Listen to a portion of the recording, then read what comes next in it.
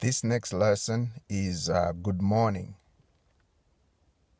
Wauka bwanji. Wauka bwanji. This simply means good morning. Good morning. And the response is nauka bwino kaya iwe. Nauka bwino kaya iwe.